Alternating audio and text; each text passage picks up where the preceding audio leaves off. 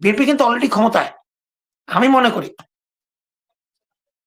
Already NCP বলছে বিএনপির কথা প্রশাসন চলছে, এবং এটা সত্য কথা। কারণ বিএনপির গ্রাসরুট পর্যন্ত বাংলাদেশের বিএনপির প্রভাব আছে, বিএনপির অবস্থান আছে।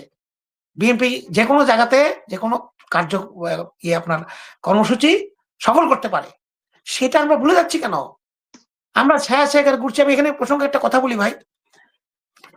আমি আপনাকে বললাম বিএনপি আবার ক্ষমতায় আসবে এবং সবাই মোটামুটি নিশ্চিত। আল্লাহ জানে বাকিটা।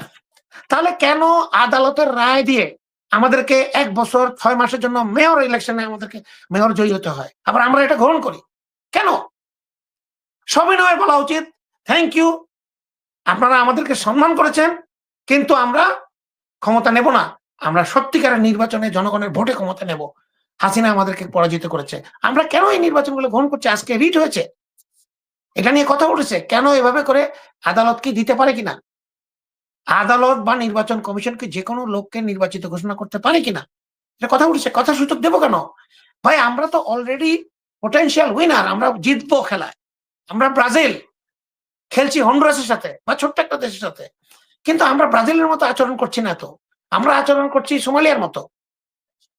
আমরা আমাদের শক্তির উপরে, আমাদের জনগণের বিশ্বাসের উপরে কেন আস্থা রাখতে পারি না? আমি দেখেছি নিজের চোখে, আপনাকে বারবার বললাম ভাই, আপনি নিজে আমার সাথে দেখা হয়েছে আপনার। আমি মাঠে ঘাটে প্রান্তরের মানুষের সাথে কথা বলি, এটা আপনি জানেন। ট্রেনে যেখানে গিয়েছি, যেখানে মানুষের সাথে কথা বলেছি, যারা আমাকে চিনে না, তারা প্রত্যেকে বলেছে, একটা লোকও বলেনি শেখ হাসিনা ভালো ছিল। একটা লোকও বলেনি আওয়ামী লীগকে মিস করি। তারা বলেছে বিএনপি, জামাত তারা আসুক ক্ষমতায়। তারা দেশকে কিভাবে চালাতে হয় তারা জানে। তারা কষ্ট পেয়েছে, এখন তারা বুঝবে জনগণের দুঃখ। আজকে আমাদেরকে এগুলা নির্বাচনের জন্য আন্দোলন করতে হয়? এই সরকার কি হাসিনা কি এখনো আছে?